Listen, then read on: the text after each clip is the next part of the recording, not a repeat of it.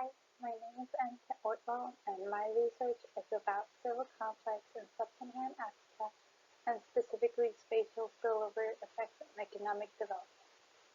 My research question is, how does civil conflict affect other neighbor countries? In my literature review, it mentions about the spatial spillover theory in relation to civil conflicts by Murdoch and Santos.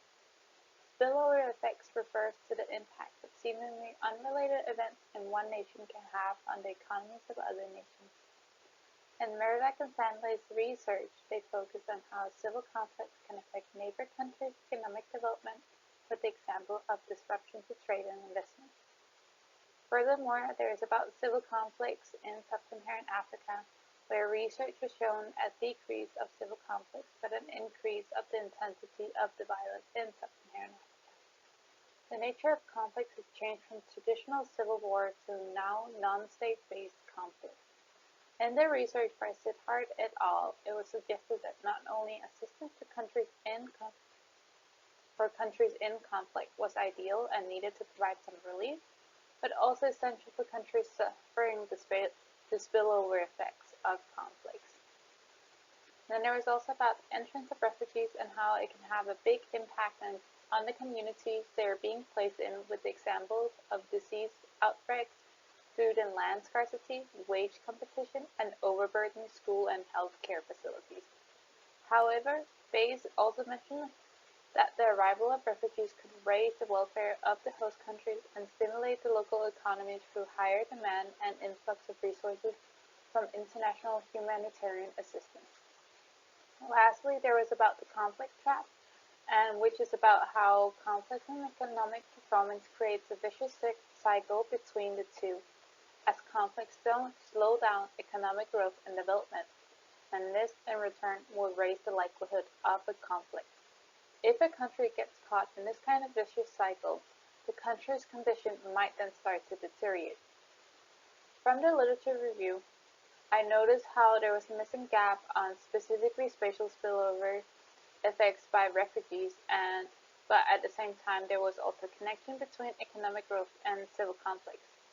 So therefore, I found it interesting to explore more on how refugees could possibly have an impact on economic growth. So for my theory, it is according to the spatial spillover theory, civil conflicts does not only affect the host countries, but the violence from the conflict will create spatial spillovers that will influence the neighboring countries that have geographical accessible borders. And from this, my hypothesis is that presence of a civil conflict in a neighboring country increases, the economic growth in the neighboring country will decrease.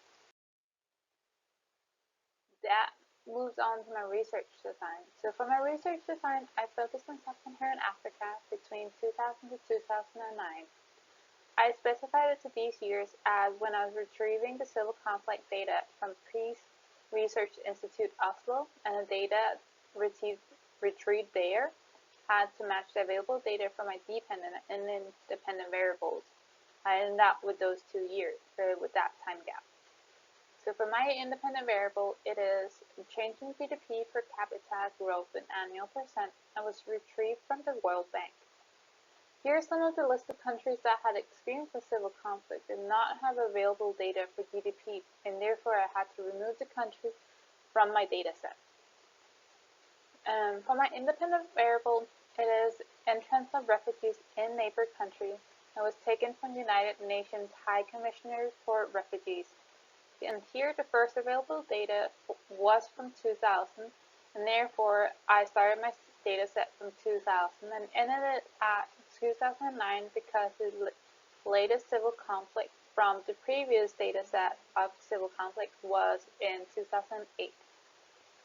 My sample size is 70, and it's spread out over 18 civil conflicts. The main limitations for this data set is missing data with examples of some countries not having available data for GDP per capita, or that there wasn't any data on received refugees and therefore had to be taken out to avoid outliers. So here you see the two graphs over my two variables. Moving moving on, here's my data set, which mainly just shows how I build up my data set to further get to my conclusion, my results. Yeah. So for my results, I found that the relationship between the two variables was not statistically significant, but still showed a positive relationship, as you can see on this graph right here, over on the right side. From this, I concluded that this does not give any conclusive answers because of no significant relationship, but it might be more research to be done with other variables such as government funding on refugees and how that one instead impacts economic development in a country. And I still want to highlight how there is like an importance for like assistance of aid still needed for refugees in neighbor countries, especially when you look at the literature review from Sidhart et al. And Bayes. And especially to like escape this kind of conflict trap. So, thank you.